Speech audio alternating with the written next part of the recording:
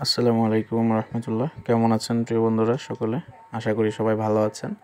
তো আজকে এই বৃষ্টির দিনে হঠাৎ করে আমাদের বন্ধু মহলের আয়োজনে একটি বিরিয়ানির পার্টি হয়ে গেল। তো দেখতে পাচ্ছেন এখানে মোটামুটি যে আয়োজনগুলো ছিল সবগুলো রেডি।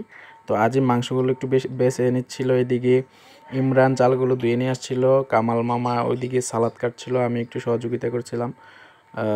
আজই মাংসগুলো ভালোভাবে প্রেসার কুকারে ঢেলে মশলাগুলো দিয়ে সুন্দরভাবে পরিমাণ মতো সে মাখিয়ে নেবে। মাখিয়ে নেওয়ার পর ভালোভাবে যখন মলি হয়ে যাবে তারপর সে এগুলোকে চুলায় বসিয়ে দিবে। তো দেখতে পাচ্ছেন আজিম পরিমাণ মতো এই মাংসের সাথে মশলাগুলো দিয়ে দিচ্ছিল।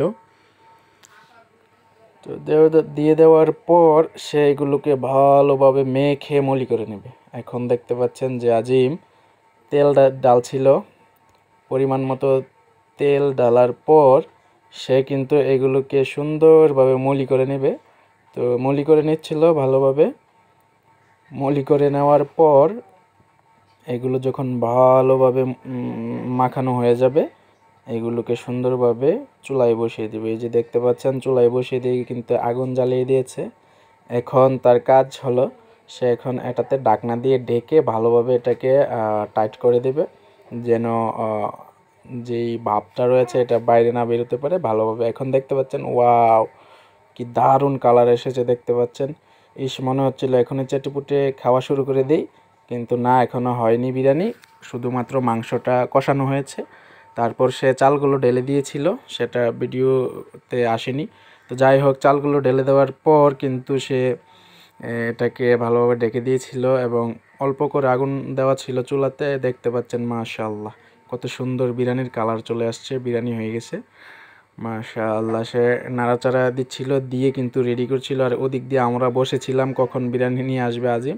আর এইদিকে এই যে একটা বড় পাতিলার ঢাকনা উল্টিয়ে রাখছিলাম আমরা, অবশ্যই এটাকে ডিশ হিসাবে ব্যবহার করার জন্য। তো আজিম সুন্দরভাবে এগুলোকে ঢেলে দিচ্ছে।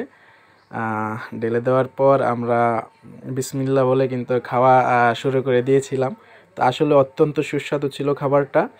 আর বিশেষ করে এই ওয়েদারে এটার কোনো বিকল্প নাই, আসলে অত্যন্ত মজাদার ছিল খাবারটা। তো আশা করি আজিম পরবর্তীতে আরেকদিন আমাদেরকে বিরিয়ানি রান্না করে খাওয়াবে।